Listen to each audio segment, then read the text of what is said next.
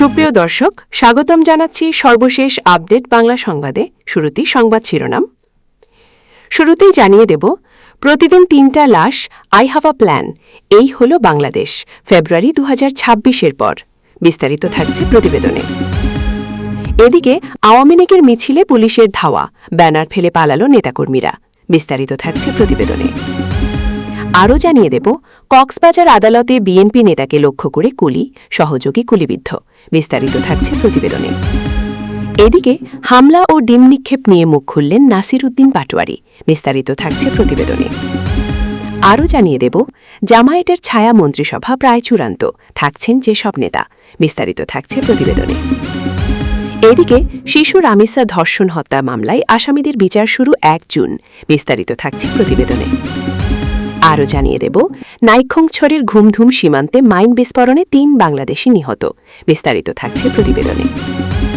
আরও জানিয়ে দেব, হামের উপসর্গে মারা গেল আরও ১৬ শিশু, মোট মৃত্যু ৫২৮। বিস্তারিত থাকছে প্রতিবেদনে। আরও জানিয়ে দেব, ইরান যুক্তরাষ্ট্রের নতুন চুক্তি ইসরায়েলের জন্য দুঃস্বপ্নের বার্তা। বিস্তারিত থাকছে প্রতিবেদনে। এবং সর্বশেষ জানিয়ে দেব, যুদ্ধবন্ধ ও হরমুজ প্রণালীর পুনরায় খুলতে রাজি ইরান, নিউ ইয়র্ক টাইমস। বিস্তারিত থাকছে প্রতিবেদনে।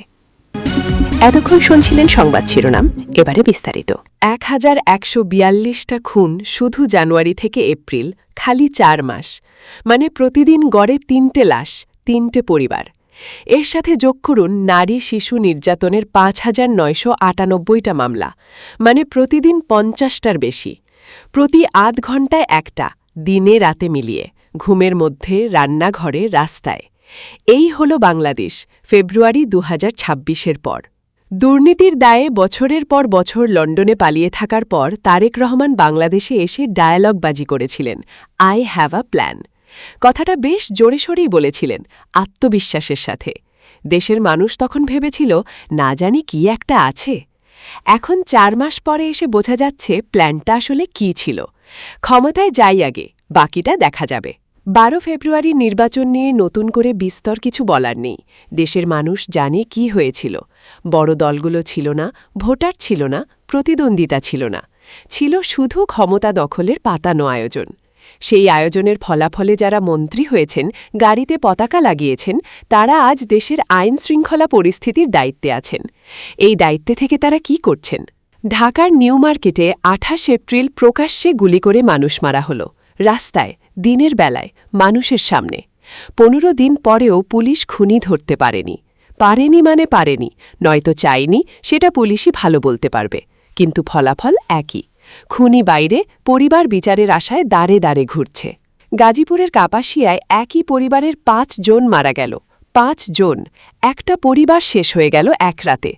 রাজবাড়িতে মা মেয়েকে মেরে মাটিতে পুঁতে রাখা হয়েছিল। বরিশালে মাছ ব্যবসায়ীকে কুপিয়ে মারল। এগুলো ১ সপ্তাহের খবর, মাত্র একটা সপ্তাহের। এই পরিস্থিতিতে আইজিপি কি বললেন?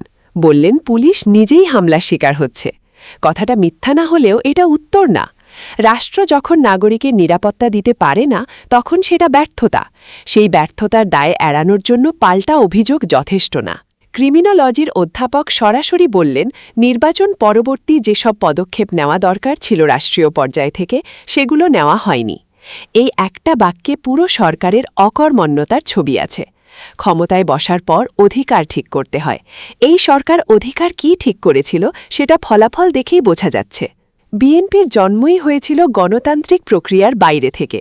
ক্ষমতার সাথে তাদের সম্পর্ক সবসময় জনগণের ম্যান্ডেটের চেয়ে অন্য হিসাবে বেশি চলেছে। এবারও সেই চিরাচরিত ছক। প্রধান প্রতিপক্ষকে বাইরে রাখো, একটা ভোটের আয়োজন করো, তারপর বৈধতার দাবি করো। কিন্তু বৈধতা শুধু কাগজে থাকলে হয় না, মানুষের জীবনে প্রমাণ করতে হয়। সেই প্রমাণ এখন পর্যন্ত নেই। উল্টো প্রতিদিন পরিসংখ্যান একটু একটু করে ভারী হচ্ছে। ভুক্তভোগী পরিবারগুলো বিচার পাচ্ছে না বলে যে তথ্য বেরিয়েছে, সেটা শুধু পুলিশি ব্যর্থতার গল্প না। এটা একটা রাষ্ট্রের গল্প। যে রাষ্ট্র তার মানুষের কাছে জবাবদিহি করে না, কারণ সে জানে ভোটের বাক্স তাকে ভয় দেখাতে পারবে না। তারেক রহমানের প্ল্যান নিয়ে জনগণ এখনও অপেক্ষায়, হোক না সেটা প্রতিদিন ৩টে করে লাশ হয়েই। এদিকে আওয়ামী লীগের মিছিলে পুলিশের ধাওয়া, ব্যানার ফেলে পালালো নেতাকর্মীরা। কার্যক্রম নিষিদ্ধ ঘোষিত আওয়ামী লীগের সভানেত্রী শেখ হাসিনার স্বদেশ প্রত্যাবর্তন দিবস উপলক্ষে রাজধানীতে মিছিল করেছেন সংগঠনের নেতাকর্মীরা। এ সময় পুলিশ ধাওয়া দিলে ব্যানার ফেস্টুন ফেলে পালিয়ে যান তারা। রোববার ১৭ মে সকালে রাজধানীর আসাদ গেট এলাকায় এ ঘটনা ঘটে। পুলিশ বলছে, মিছিলে অংশ নেওয়া নেতাকর্মীদের ধরতে তথ্য সংগ্রহের কাজ চলছে। অভিযান চালিয়ে তাদের গ্রেফতারে কাজ করছে পুলিশ। ঢাকা মহানগর পুলিশের ডিএমপির তেজগাঁও বিভাগের এডিসি জুয়েল রানা বলেন, রোববার সকালে আসাদ গেট এলাকায় একটি মিছিল বের করেছিলেন কার্যক্রম নিষিদ্ধ সংগঠনের নেতাকর্মীরা। পরে পুলিশ সদস্যরা মিছিল দেখে ধাওয়া দিলে তারা ব্যানার পোস্টার ফেলে পালিয়ে যান। মিছিলে অংশ নেওয়া ব্যক্তিদের নাম ঠিকানা সংগ্রহ করা হচ্ছে। অভিযান চালিয়ে তাদের ধরা হবে। আরও জানিয়ে দেব, কক্সবাজার আদালতে বিএনপি নেতাকে লক্ষ্য করে গুলি, সহযোগী গুলিবিদ্ধ। কক্সবাজার জেলা ও দায়রা জজ আদালত প্রাঙ্গণে হাজিরা দিতে আসা বিএনপির এক নেতাকে লক্ষ্য করে সন্ত্রাসীরা গুলি ছোড়ে। এ সময় আইনজীবী ও বিচার প্রার্থীরা আতঙ্কে ছোটাছুটি শুরু করেন। হামলায় বিএনপি নেতা অক্ষত থাকলেও তার সহযোগী মাইনুদ্দিন ৩৭ নামের একজন গুলিবিদ্ধ হন। রোববার বেলা ১১টার দিকে এ ঘটনা ঘটেছে।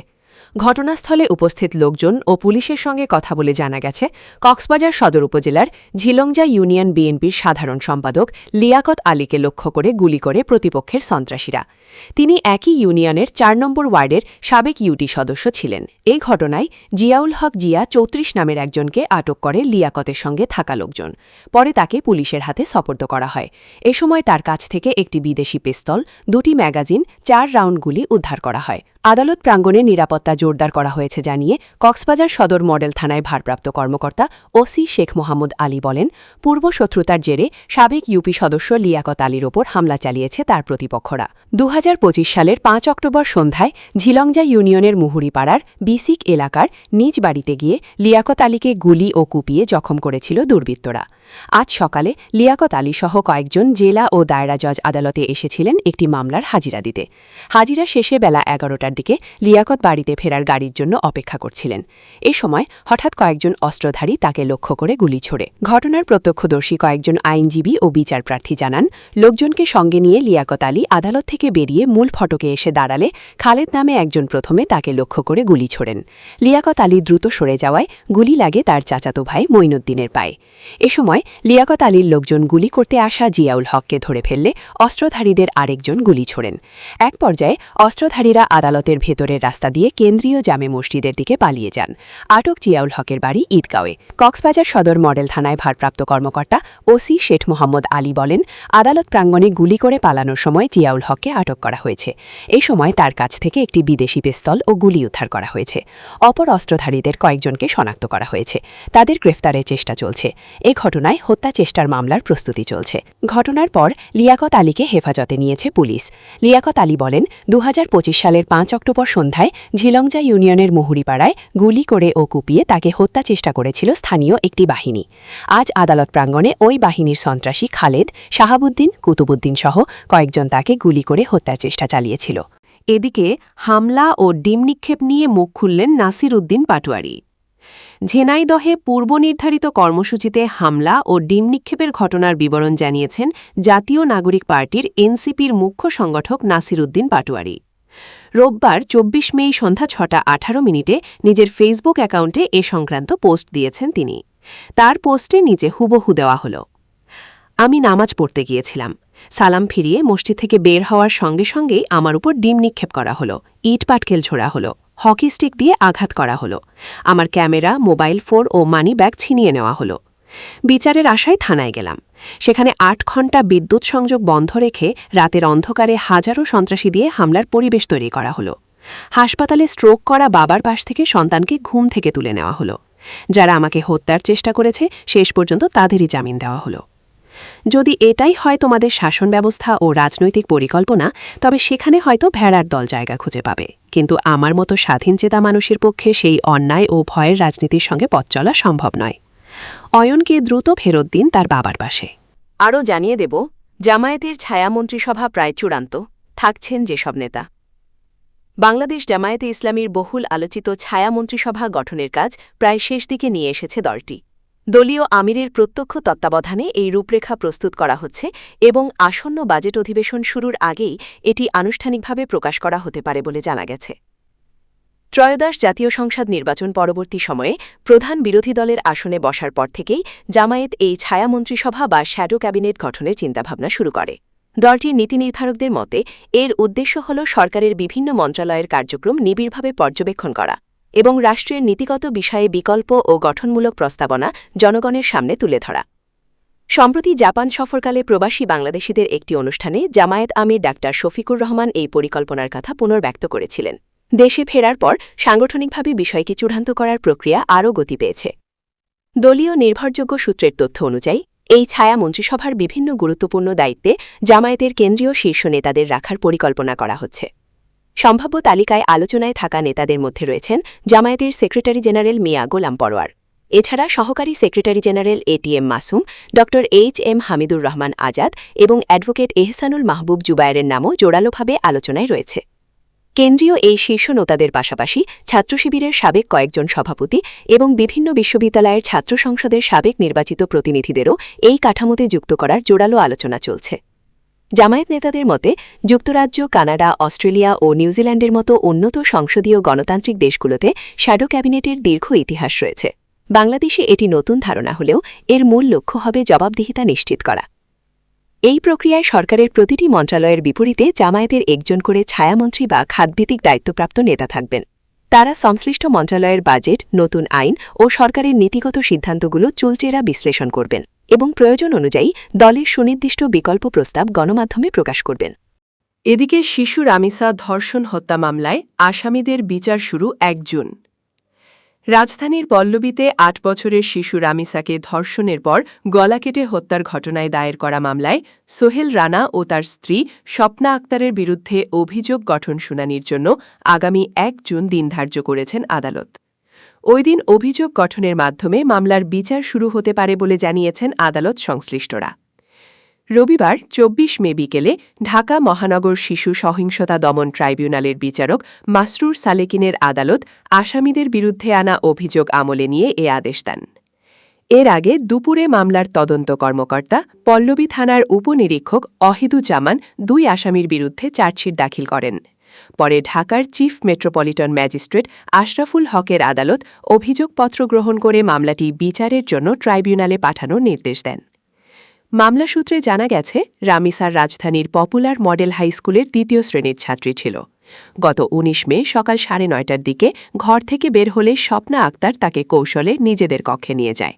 পরে সকাল ১০:৩০টার দিকে স্কুলে যাওয়ার সময় হলে শিশুটিকে খুঁজতে শুরু করেন তার মা। এক পর্যায়ে আসামিদের কক্ষের সামনে রামিসার জুতা দেখতে পান পরিবারের সদস্যরা। ডাকাডাকির পর কোনো সাড়া শব্দ না পেয়ে রামিসার বাবা মা এবং অন্যান্য ফ্ল্যাটের লোকজন দরজা ভেঙে ভেতরে প্রবেশ করে আসামির শয়নকক্ষের মেঝেতে রামিসার মস্তকবিহীন মরদেহ এবং মাথা রুমের ভেতরে একটি বড় বালতির মধ্যে দেখতে পান। জাতীয় জরুরি সেবা ৯৯৯-এর মাধ্যমে কল পেয়ে পুলিশ ঘটনাস্থলে উপস্থিত হয়ে স্বপ্নাকে হেফাজতে নেয়। তথ্য প্রযুক্তির সহায়তায় নারায়ণগঞ্জ জেলার ফতুল্লা থানার সামনে থেকে সোহেল রানাকে গ্রেফতারে সক্ষম হয় পুলিশ। আরও জানিয়ে দেব, নাইখাংছড়ির ঘুমধুম সীমান্তে মাইন বিস্ফোরণে ৩ বাংলাদেশি নিহত। বান্দরবানের নাইখাংছড়ির ঘুমধুম সীমান্তে এক এলাকায় ৩টি স্থলমাইন বিস্ফোরণে ঘটনাস্থলে ৩ বাংলাদেশি নিহত হয়েছেন। আজ রোববার দুপুরে এ ঘটনা ঘটেছে। বিজিবি, পুলিশ ও স্থানীয় লোকজন ৩ জনের লাশ উদ্ধার করেছেন। সীমান্ত এলাকায় বাগানের কাজ করতে গিয়ে মাইন বিস্ফোরণে তাদের মৃত্যু হয়েছে বলে ঘুমধুম পুলিশ তদন্ত কেন্দ্রের পরিদর্শক জাফর ইকবাল জানিয়েছেন। মাইন বিস্ফোরণে মারা যাওয়া ৩ জন হলেন অঙ্কিয়মং তুনচঙ্গিয়া ৪০, চিংখ্যং তুনচঙ্গিয়া ৩২ ও চপুচিং তুনচঙ্গিয়া ওরফে লেরাইয়া ৩৫। তাদের সবার বাড়ি নাইখাংছড়ির ঘুমধুম ইউনিয়নের ৯ নম্বর ওয়ার্ডের বালুকিয়া পাড়ায়। বিস্ফোরণে মৃতদের কোমর থেকে শরীরের নিচের অংশ উড়ে গেছে। ঘুমধুমের স্থানীয় লোকজন ও জনপ্রতিনিধিরা জানিয়েছেন, দুপুর ১২:৩০টার দিকে ফলের বাগানে কাজ করার সময় ৩টি মাইন বিস্ফোরণের ঘটনা ঘটে। হঠাৎ বিস্ফোরণের শুরুতে এক বাগান চাষি গুরুতর আহত হন। সঙ্গীরা দৌড়ে তাকে উদ্ধার করতে যাওয়ার সময় আরেকটি বিস্ফোরণের ঘটনা ঘটে।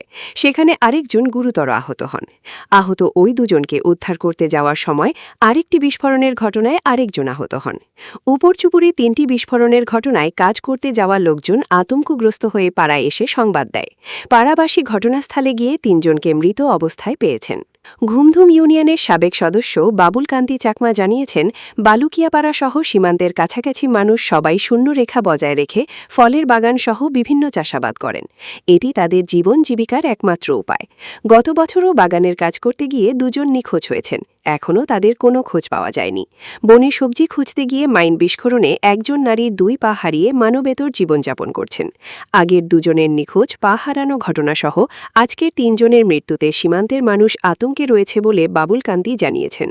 নাইখাংছড়ির দফাদার সৈয়দ আলম ও ঘুমধুমের গ্রাম পুলিশ রূপম বড়ুয়া জানিয়েছেন, ঘটনা 41 সীমান্ত পিলার এলাকায় হলেও যেখানে বিস্ফোরণ হয়েছে সেটি শূন্যরেখার ভেতরে। বাংলাদেশের ভূখণ্ডের ভেতরে এত শক্তিশালী স্থলমাইন কারা স্থাপন করেছে তা তদন্ত হওয়া দরকার মনে করেন দফাদার সৈয়দ আলম। মৃতরা সবাই বাগান চাষী। নাইখাংছড়ির ঘুম পুলিশ ফাঁড়ির পরিদর্শক জাফর ইকবাল মাইন বিস্ফোরণে 3 জনের মৃত্যুর বিষয়টি নিশ্চিত করে জানিয়েছেন, লাশ 3টি উদ্ধার করে রেজুপাড়া বিজিবি সীমান্ত চৌকিতে আনা হয়েছে। সেখান থেকে প্রয়োজনীয় প্রক্রিয়া শেষে থানায় হস্তান্তর করা হবে। আরও জানিয়ে দেব, হামের উপসর্গে মারা গেল আরও 16 শিশু, মোট মৃত্যু 528। হামের উপসর্গে গত 24 ঘণ্টায় শনিবার সকাল 8টা থেকে রোববার সকাল 8টা দেশে আরও 16 শিশু মারা গেছে। এ সময়ে সারা দেশে হাম ও হামের উপসর্গে আক্রান্ত হয়েছে 1434 জন। এ পর্যন্ত মোট মৃত্যু 528 শিশুর। হামের উপসর্গে ঢাকায় 10, রাজশাহীতে 1, সিলেটে 1, বরিশালে 1, ময়মনসিংহে 2 ও রংপুরে 1 জন মারা গেছে। আজ সোমবার স্বাস্থ্য অধিদপ্তরের হাম বিষয়ক প্রতিবেদনে এসব তথ্য জানানো হয়েছে। এ নিয়ে গত 15ই মার্চ থেকে হামের উপসর্গে দেশে 442 শিশুর মৃত্যুর তথ্য জানা গেছে। এ সময়ে হাম শনাক্তের পর মারা গেছে 86 শিশু। স্বাস্থ্য অধিদপ্তরের তথ্য বলছে, চলতি বছরের 15ই মার্চ থেকে এ পর্যন্ত হামের উপসর্গ দেখা দিয়েছে 63,813 শিশুর। এ সময় হামের উপসর্গ নিয়ে হাসপাতালে ভর্তি হয়েছে 50,558 শিশু। তবে এর মধ্যে সুস্থ হয়ে হাসপাতাল থেকে 46,214 শিশু বাড়ি ফিরেছে। আরও জানিয়ে দেব, ইরান যুক্তরাষ্ট্রের নতুন চুক্তি ইসরায়েলের জন্য দুঃস্বপ্নের বার্তা। ইরানের সঙ্গে যুদ্ধ অবসান এবং একটি সম্ভাব্য সমঝোতা চুক্তি নিয়ে মার্কিন প্রেসিডেন্ট ডোনাল্ড ট্রাম্প প্রশাসনের আলোচনা ঘিরে নতুন করে রাজনৈতিক উত্তেজনা তৈরি হয়েছে ওয়াশিংটনে। চুক্তির সম্ভাব্য শর্ত নিয়ে নিজ দল রিপাবলিকান পার্টির শীর্ষ সেনেটরদের মধ্যেই দেখা দিয়েছে তীব্র অসন্তোষ ও উদ্বেগ। শনিবার একাধিক রিপাবলিকান সেনেটর অভিযোগ করেন, ইরানের সঙ্গে আলোচনায় যে কাঠামো তৈরি হচ্ছে তা মধ্যপ্রাচ্যে ক্ষমতার ভারসাম্য বদলে দিতে পারে এবং তা শেষ পর্যন্ত ইসরায়েলের জন্য দুঃস্বপ্ন হয়ে উঠতে পারে। প্রাথমিক খসড়া ও আলোচনার ইঙ্গিত অনুযায়ী যুক্তরাষ্ট্র ও ইরানের মধ্যে একটি সমঝোতা স্মারক স্বাক্ষরের দিকে অগ্রগতি হচ্ছে, যার লক্ষ্য যুদ্ধবিরতি এবং পরবর্তী আলোচনার পথ তৈরি করা। তবে এই সম্ভাব্য চুক্তিতে সবচেয়ে গুরুত্বপূর্ণ বিষয় হল কৌশলগত জলপথ হরমুজ প্রণালী খুলে দেওয়ার প্রস্তাব। একই সঙ্গে ইরানের পারমাণবিক কর্মসূচি নিয়ে স্পষ্ট কোনো অগ্রগতি উল্লেখ না থাকায় সমালোচনা আরও তীব্র হয়েছে। এর আগে ট্রাম্প একাধিকবার বলেছেন, ইরানকে কোনোভাবেই পারমাণবিক অস্ত্র অর্জনে সুযোগ দেওয়া হবে না এবং তাদের 60% সমৃদ্ধ ইউরেনিয়াম মজুদ পরিত্যাগ করতে হবে। কিন্তু আলোচনায় সেই বিষয়টি অন্তর্ভুক্ত না হওয়ায় প্রশ্ন উঠছে ট্রাম্প প্রশাসনের অবস্থান নিয়েও। অন্যদিকে ইরান দাবি করেছে চলমান আলোচনায় পারমাণবিক ইস্যু অন্তর্ভুক্ত নয়। দক্ষিণ ক্যারোলাইনার প্রভাবশালী সিনেটর লিন্ডসে গ্রাহাম বলেন, এমন কোনো চুক্তি যা ইরানকে আঞ্চলিকভাবে শক্তি অবস্থানে আসীন করে তা ইসরায়েলের নিরাপত্তার জন্য গুরুতর হুমকি তৈরি করবে। তিনি বলেন, যদি ইরান হরমুজ প্রণালীতে দীর্ঘমেয়াদে চাপ সৃষ্টির সক্ষমতা ধরে রাখে এবং উপসাগরীয় তেল অবকাঠামোতে হামলার ক্ষমতা বজায় রাখে, তাহলে দেশটি কার্যত একটি প্রভাবশালী আঞ্চলিক শক্তিতে পরিণত হবে। গ্রাহাম আরও বলেন, এটি আঞ্চলিক ক্ষমতার ভারসাম্যে বড় পরিবর্তন আনবে এবং ভবিষ্যতে ইসরায়েলের জন্য ভয়াবহ পরিস্থিতি তৈরি করতে পারে। তার এই বক্তব্য সামাজিক যোগাযোগ মাধ্যম এক্সের রিপাবলিকান সিনেটরদের অফিসিয়াল অ্যাকাউন্টেও শেয়ার করা হয়। অন্য রিপাবলিকান সিনেটরদের প্রতিক্রিয়া। সিনেট ইন্টেলিজেন্স কমিটির চেয়ারম্যান টম কটন এবং সিনেট আর্মড সার্ভিসেস কমিটির চেয়ারম্যান রজার উইকারু আলাদা বিবৃতিতে চুক্তি নিয়ে উদ্বেগ প্রকাশ করেন। উইকার সতর্ক করে বলেন, 60 দিনের যুদ্ধবিরতি এবং ইরানের সদিচ্ছার উপর নির্ভর করে চুক্তি করা বিপর্যয়কর সিদ্ধান্ত হবে। তিনি আরও দাবি করেন, সামরিক অভিযানে যে সাফল্য অর্জিত হয়েছে তা এমন চুক্তির মাধ্যমে ব্যর্থ হয়ে যেতে পারে। অন্যদিকে টেড ক্রুজ বলেন, প্রস্তাবিত চুক্তি নিয়ে তিনি গভীরভাবে উদ্বেগ। তিনি সতর্ক করে বলেন, যদি ইরান সরকার আর্থিক সুবিধা পায়, পারমাণবিক সক্ষমতা ধরে রাখে এবং হরমুজ প্রণালীতে কার্যকর নিয়ন্ত্রণ বজায় রাখে, তবে তা যুক্তরাষ্ট্র ও তার মিত্রদের জন্য বড় কৌশলগত ভুল হবে। সাবেক পররাষ্ট্রমন্ত্রী মাইক পম্পিও কালোচ্চ চুক্তির কঠোর ভাষায় সমালোচনা করেন। তিনি বলেন, এটি আমেরিকা ফার্স্ট নীতির সঙ্গে সামঞ্জস্যপূর্ণ নয় এবং বরং 2015 সালের ইরান পরমাণু চুক্তির পুনরাবৃত্তির মতো মনে হচ্ছে। তার মতে, ইরানকে আর্থিক সুবিধা দিয়ে শক্তিশালী অবস্থানে ফিরিয়ে আনা যুক্তরাষ্ট্রের কৌশলগত স্বার্থের পরিপন্থী। এবং সর্বশেষ জানিয়ে দেব, যুদ্ধ বন্ধ ও হরমুজ প্রণালী পুনরায় খুলতে রাজি ইরান। New York Times. মার্কিন প্রেসিডেন্ট ডোনাল্ড ট্রাম্পের পক্ষ থেকে ইরানের সাথে একটি ঐতিহাসিক শান্তি চুক্তি চূড়ান্ত হওয়ার কাছাকাছি পৌঁছানোর ঘোষণার পর এবার তেহরানের পক্ষ থেকেও ইতিবাচক সংকেত পাওয়া গেছে। দুই দেশের মধ্যে চলমান যুদ্ধ পুরোপুরি বন্ধ করতে এবং কৌশলগতভাবে বিশ্বের অন্যতম গুরুত্বপূর্ণ জলপথ হরমুজ প্রণালী পুনরায় উন্মুক্ত করে দেওয়ার লক্ষ্যে ইরান একটি সমঝোতা স্মারকে সম্মত হয়েছে বলে নিশ্চিত করেছেন দেশটির ৩ জন শীর্ষ কর্মকর্তা। স্পর্শকাতর এই কূটনৈতিক আলোচনার বিষয়ে আনুষ্ঠানিকভাবে কথা বলার অনুমতি না থাকায় নাম প্রকাশ না করার শর্তে মার্কিন সংবাদমাধ্যম নিউ ইয়র্ক টাইমসকে তারা এই তথ্য জানিয়েছেন। যদিও ইরানের পক্ষ থেকে ট্রাম্পের বক্তব্যের কোনো আনুষ্ঠানিক প্রতিক্রিয়া এখনও দেওয়া হয়নি, তবে আজ রবিবার ২৪ মে ভোরে দেশটির উপপররাষ্ট্রমন্ত্রী কাজেম গারিবাবাদ সামাজিক যোগাযোগ মাধ্যমে একটি গুরুত্বপূর্ণ বার্তা দিয়েছেন। সেখানে তিনি উল্লেখ করেন, ইরান একটি মর্যাদাপূর্ণ কূটনীতির মাধ্যমে এবং দেশের সার্বভৌমত্ব, স্বাধীনতা ও অধিকার অক্ষুণ্ণ রেখে একটি শক্ত অবস্থান থেকে শান্তি প্রতিষ্ঠার চেষ্টা চালিয়ে যাচ্ছে। গত মাসের শুরুতে কার্যকর হওয়া সাময়িক যুদ্ধবিরতির পর ইরানের কর্মকর্তাদের এই মন্তব্যকে দুই দেশের মধ্যকার চলমান সংকট নিরসনে এবং একটি স্থায়ী চুক্তির দিকে এগিয়ে যাওয়ার ক্ষেত্রে অন্যতম শক্তিশালী ও ইতিবাচক লক্ষণ হিসেবে দেখছেন আন্তর্জাতিক বিশ্লেষকরা। খসড়া সমঝোতার শর্ত অনুযায়ী ইরান সরকার বিশ্বজুড়ে জ্বালানি তেল ও গ্যাস পরিবহনের সবচেয়ে গুরুত্বপূর্ণ রুট হরমুজ প্রণালী দিয়ে যেকোনো দেশের বাণিজ্যিক জাহাজকে কোনো প্রকার শুল্ক বা ফি ছাড়াই স্বাভাবিক চলাচলের অনুমতি দেবে।